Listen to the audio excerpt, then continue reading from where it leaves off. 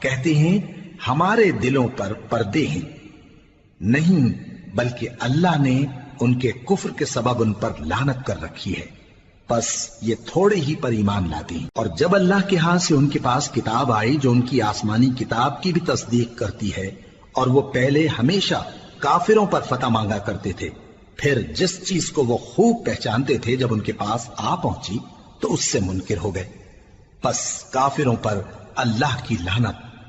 جس چیز کے بدلے انہوں نے اپنے تئیں بیچ ڈالا وہ بہت بری ہے، یعنی اس جلن سے کہ اللہ اپنے بندوں میں سے جس پر چاہتا ہے اپنی مہربانی سے نازل فرماتا ہے۔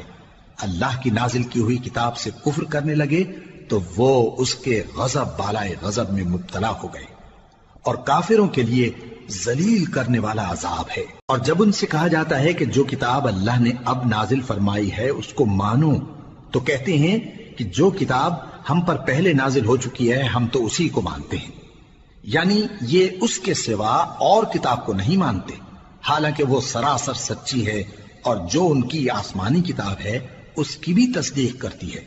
ان سے کہہ دو کہ اگر تم صاحب ایمان ہوتے تو اللہ کے پیغمبروں کو پہلے ہی کیوں قتل کیا کرتے تھے؟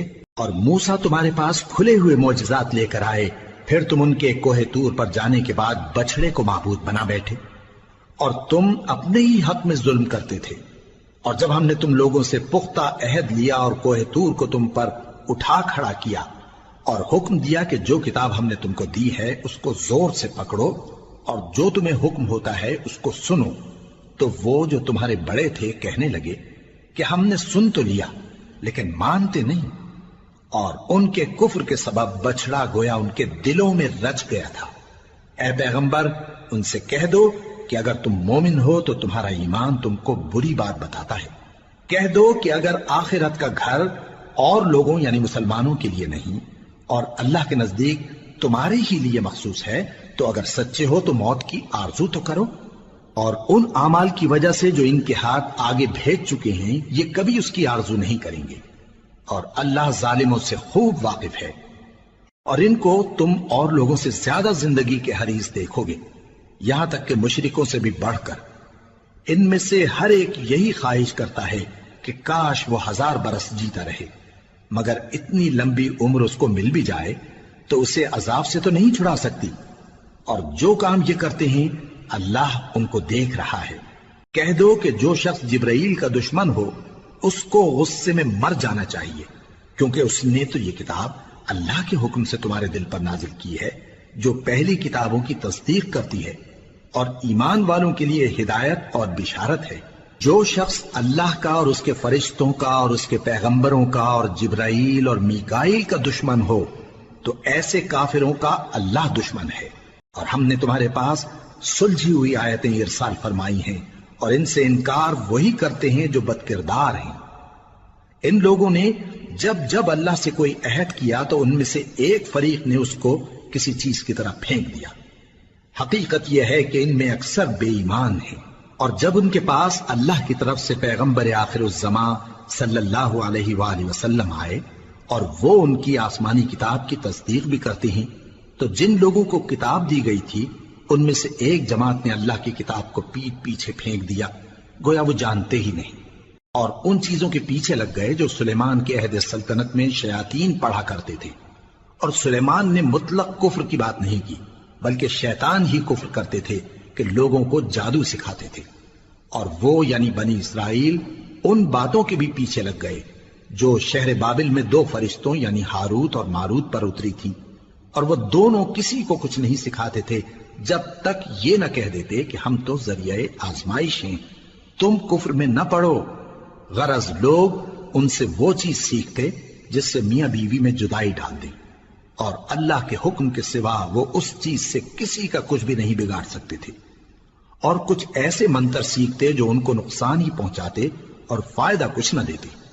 اور وہ جانتے تھے کہ جو شخص ایسی چیزوں یعنی سحر اور منتر وغیرہ کا خریدار ہوگا اس کا آخرت میں کچھ حصہ نہیں، اور جس چیز کے عوض انہوں نے اپنی جانوں کو بیچ ڈالا وہ بری تھی، کیا اچھا ہوتا جو وہ اس بات کو جانتے۔ اور اگر وہ ایمان لاتے اور پرہیزگاری کرتے تو اللہ کے ہاں سے بہت اچھا صلہ ملتا، کیا اچھا ہوتا جو وہ اس سے واقف ہوتے۔ اے اہل ایمان، گفتگو کے وقت پیغمبر صلی اللہ علیہ وآلہ وسلم سے رائنا نہ کہا کرو، انظرنا کہا کرو، اور خوب سن رکھو، اور کافروں کے لیے دکھ دینے والا عذاب ہے۔ جو لوگ کافر ہیں، اہل کتاب یا مشرک، وہ اس بات کو پسند نہیں کرتے کہ تم لوگوں پر تمہارے پروردگار کی طرف سے خیر و برکت نازل ہو، اور اللہ تو جس کو چاہتا ہے اپنی رحمت کے ساتھ خاص کر لیتا ہے، اور اللہ بڑے فضل کا مالک ہے۔ ہم جس آیت کو منسوخ کر دیتے یا اسے فراموش کرا دیتے ہیں تو اس سے بہتر یا ویسی ہی اور آیت بھیج دیتی ہیں۔ کیا تم نہیں جانتے کہ اللہ ہر بات پر قادر ہے؟ کیا تمہیں معلوم نہیں کہ آسمانوں اور زمین کی سلطنت اللہ ہی کی ہے، اور اللہ کے سوا تمہارا کوئی دوست اور مددگار نہیں؟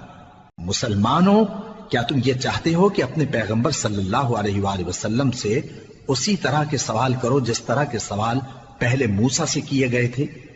اور جس شخص نے ایمان چھوڑ کر اس کے بدلے کفر لیا تو یقیناً وہ سیدھے رستے سے بھٹک گیا۔ بہت سے اہل کتاب اپنے دل کی جلن سے یہ چاہتے ہیں کہ ایمان لا چکنے کے بعد تم کو پھر کافر بنا دیں، حالانکہ ان پر حق ظاہر ہو چکا ہے۔ تو تم معاف کر دو اور درگزر کرو یہاں تک کہ اللہ اپنا دوسرا حکم بھیجے۔ بے شک اللہ ہر بات پر قادر ہے۔ اور نماز ادا کرتے رہو اور زکوٰۃ دیتے رہو، اور جو بھلائی اپنے لیے آگے بھیج رکھو گے اس کو اللہ کے ہاں پالو گے۔ کچھ شک نہیں کہ اللہ تمہارے سب کاموں کو دیکھ رہا ہے۔ اور یہودی اور عیسائی کہتے ہیں کہ یہودیوں اور عیسائیوں کے سوا کوئی بہشت میں نہیں جانے کا۔ یہ ان لوگوں کے خیالات باطل ہیں۔ اے پیغمبر، ان سے کہہ دو کہ اگر سچے ہو تو دلیل پیش کرو۔ ہاں، کیوں نہیں؟ جو شخص اللہ کے آگے گردن جھکا دے، یعنی ایمان لے آئے، اور وہ نیکوکار بھی ہو، تو اس کا صلہ اس کے پروردگار کے پاس ہے۔ اور ایسے لوگوں کو قیامت کے دن نہ کسی طرح کا خوف ہوگا اور نہ وہ غمناک ہوں گے۔ اور یہودی کہتے ہیں کہ عیسائی رستے پر نہیں، اور عیسائی کہتے ہیں کہ یہودی رستے پر نہیں، حالانکہ وہ کتاب الہی پڑھتے ہیں۔ اسی طرح بالکل انہی کسی بات وہ لوگ کہتے ہیں جو کچھ نہیں جانتے، یعنی مشرک۔ تو جس بات میں یہ لوگ اختلاف کر رہے ہیں، اللہ قیامت کے دن اس کا ان میں فیصلہ کر دے گا۔ اور اس سے بڑھ کر ظالم کون جو اللہ کی مسجدوں میں اللہ کے نام کا ذکر کیے جانے کو منع کرے اور ان کی ویرانی کے لیے کوشش کرے۔ ان لوگوں کو کچھ حق نہیں کہ ان مسجدوں میں داخل ہوں مگر ڈرتے ہوئے۔ ان کے لیے دنیا میں رسوائی ہے اور آخرت میں بڑا عذاب۔ اور مشرق اور مغرب سب اللہ ہی کا ہے، تو جدھر بھی تم رخ کرو ادھر ہی اللہ کی ذات ہے۔ بے شک اللہ صاحب وسعت ہے، باخبر ہے۔ اور یہ لوگ اس بات کے قائل ہیں کہ اللہ اولاد رکھتا ہے۔ نہیں، وہ پاک ہے، بلکہ جو کچھ آسمانوں اور زمین میں ہے سب اسی کا ہے، اور سب اس کے فرما بردار ہیں۔ وہی آسمانوں اور زمین کا پیدا کرنے والا ہے، اور جب کوئی کام کرنا چاہتا ہے تو اس کو ارشاد فرما دیتا ہے کہ ہو جا، تو وہ ہو جاتا ہے۔ اور جو لوگ کچھ نہیں جانتے یعنی مشرک، وہ کہتے ہیں کہ اللہ ہم سے کلام کیوں نہیں کرتا، یا ہمارے پاس کوئی نشانی کیوں نہیں آتی۔ اسی طرح جو لوگ ان سے پہلے تھے وہ بھی انہی کسی باتیں کیا کرتے تھے۔ ان لوگوں کے دل آپس میں ملتے جلتے ہیں۔ جو لوگ صاحب یقین ہیں ان کے سمجھانے کے لیے ہم نے نشانیاں بیان کر دی ہیں۔ اے پیغمبر، ہم نے تم کو سچائی کے ساتھ خوشخبری سنانے والا اور ڈرانے والا بنا کر بھیجا ہے۔ اور اہل دوزخ کے بارے میں تم سے کچھ پرسش نہیں ہوگی، اور تم سے نہ تو یہودی کبھی خوش ہوں گے اور نہ عیسائی، یہاں تک کہ ان کے مذہب کی پیروی اختیار کر لو۔ ان سے کہہ دو کہ اللہ کی ہدایت یعنی دین اسلام ہی ہدایت ہے۔ اور اے پیغمبر، اگر تم اپنے پاس علم یعنی وحی الہی کے آ جانے پر بھی ان کی خواہشوں پر چلو گے تو تم کو اللہ کی پکڑ سے بچانے والا نہ کوئی دوست ہوگا نہ کوئی مددگار۔ جن لوگوں کو ہم نے کتاب عنایت کی ہے وہ اس کو ایسا پڑھتے ہیں جیسا اس کے پڑھنے کا حق ہے، یہی لوگ اس پر ایمان رکھتے ہیں، اور جو اس کو نہیں مانتے وہی خسارہ پانے والے ہیں۔